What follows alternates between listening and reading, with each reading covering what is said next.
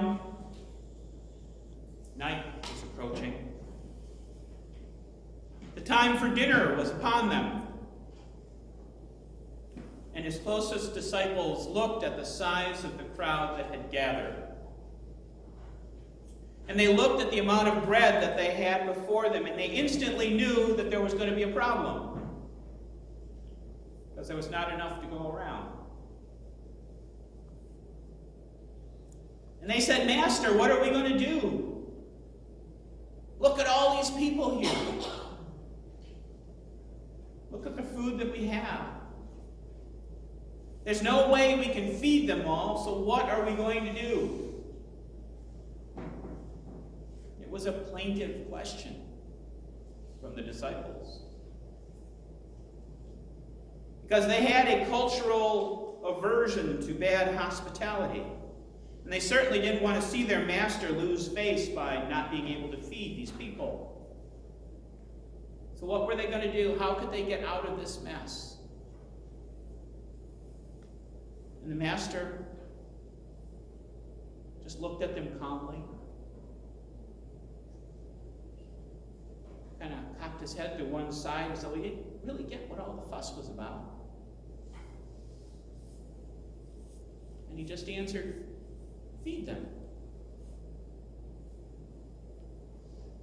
Just feed them."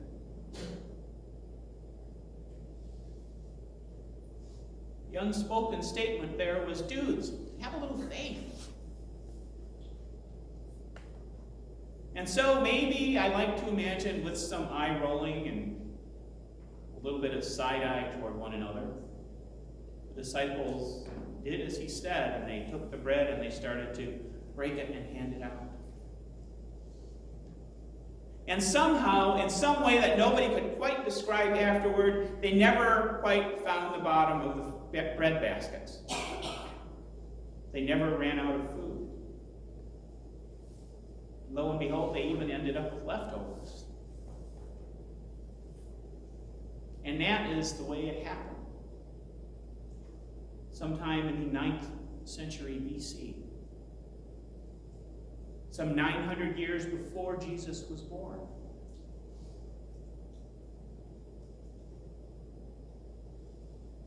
That was when the prophet Elisha, remember him? He was Elijah's understudy. That was the time when the prophet Elisha fed 100 men with just 20 loaves of barley bread and a whole bucket of faith. And if you're not familiar with that story, that's okay. You don't have to feel badly, because we don't talk about Elisha very often. Which is a shame, because in some ways, when you look at things, Elisha was kind of a forerunner of Jesus.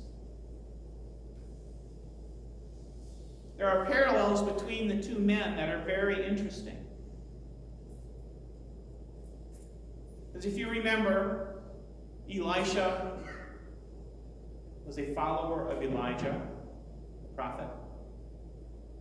And he carried on Elijah's work after Elijah was taken up into heaven. Jesus was more than likely a follower of John the Baptist, who carried on after John the Baptist was taken off the scene. There was an incident during his ministry when Elisha was presented with water that was not drinkable. And he performed a miracle and changed it into drinkable water. Jesus, you might remember, at the wedding at Cana was presented with the problem of not having wine. He took water and he turned it into wine.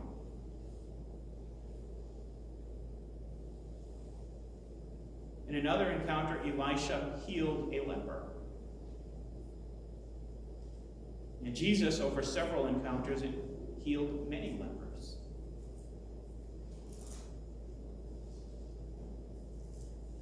We're told of a particular incident where Elisha raised a child from the dead, a child who had just died. And Jesus, of course, did the same thing. He raised up a child who had died. Excuse me. And he raised up his friend Lazarus, who was dead at that point 4 days. And finally, Elisha fed 100 men with 20 loaves of bread. And Jesus took that and he upped the ante by feeding 5,000 men with just 5 loaves of bread and a couple of fish.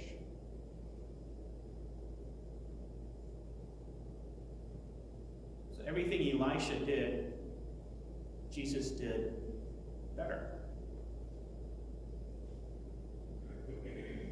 And this was one of those fun with math things. In several of the gospel accounts, Jesus had the disciples sit the people down in groups of 50. If you have 5,000 people sitting in groups of 50, that's 100 groups. And Elisha fed 100 men. I don't know that that means anything in particular, but it is kind of an interesting coincidence. So one of the things that we have here is definitely Jesus echoing Elisha's time as an active prophet.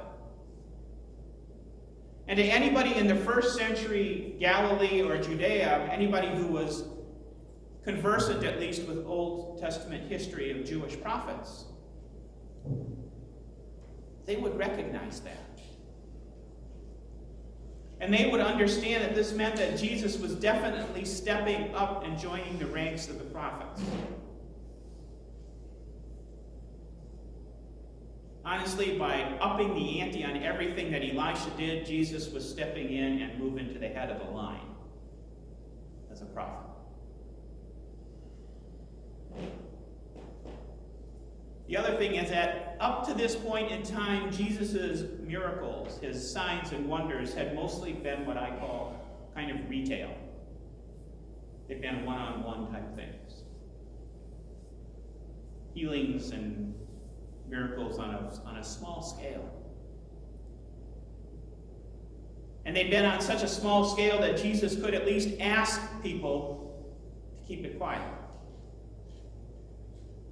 They often didn't, but he still could reasonably ask them to. But now, with working a miracle with 5,000 people, and actually we're told it's 5,000 men and some women and children. It's just how they did things. We'll only count the men, but they're the important ones. I'm not going to go down that road. But there's no good way that ends. But that's how they counted things.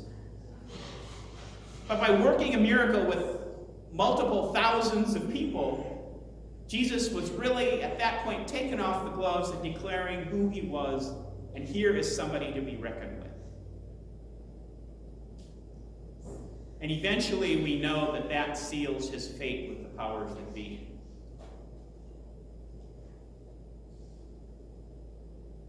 What else can we take away from the incident?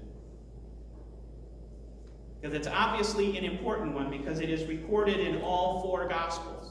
It's one of those rare things. And all 4 Gospels tell basically the same story. Perspective changes a little bit, but not much. So what can we take away from it?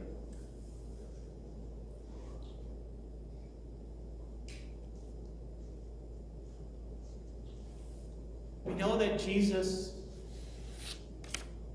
is the Word. He is the sustenance from God. He's the bread of life. He is what keeps us alive. He's the only thing that we truly need in this world. And no matter what the circumstances are, whether we're rich or poor, whether we have a lot or whether we have just a little, if we have Jesus, we have what we need. Actually, we have more than we need. Because whatever we take in of Jesus, we take in to sustain us, there is still plenty to go around. There is still plenty to share with those around us, those who are in need of this bread that comes from heaven, those who are in need of this sustenance that comes from God. I was thinking that this week. I was thinking it actually last night. And it reminded me of something that happened. I know I've told the story, but it just fits so well here that I want to tell it again. One Sunday, this was before I become a pastor, I was at church, and it was Communion Sunday. We were getting ready to have communion. And the elements had been blessed. People were about to start coming up, and the communion steward who had the basket of bread, I don't know if he stumbled, tripped on something, I don't remember what, but the basket kind of went like this. We actually had an incident similar to that here. The basket kind of tipped, and the bread went spilling out on the floor. And there was this kind of collective gasp from the congregation at this very holy moment. You have the bread go spilling out, and everybody kind of goes, what's next? Lightning? But without missing a beat, the pastor, his name was Jim Roulette, he just looked at us and he smiled and he said, "Don't worry. There's always plenty to go around." I just thought that was so appropriate today. Because when you're talking about the grace of God, when you are talking about the bread of life that comes from Jesus, there's always plenty to go around. Whether it's the feeding of the 100 or the feeding of the 5,000 or the feeding of the 5 billion, or if it's just feeding that person that you know who is struggling, that person who's floundering, that person who is lost and needs a bit of grace in their life that they can hang on to. There's plenty to go around. So what we take away from that is, don't be afraid to share.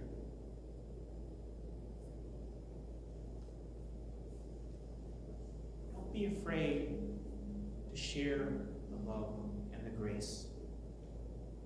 Don't be afraid to be an agent of grace in somebody's life when you see that they need help. Because there's always plenty to go around. In Jesus' name, amen. Amen.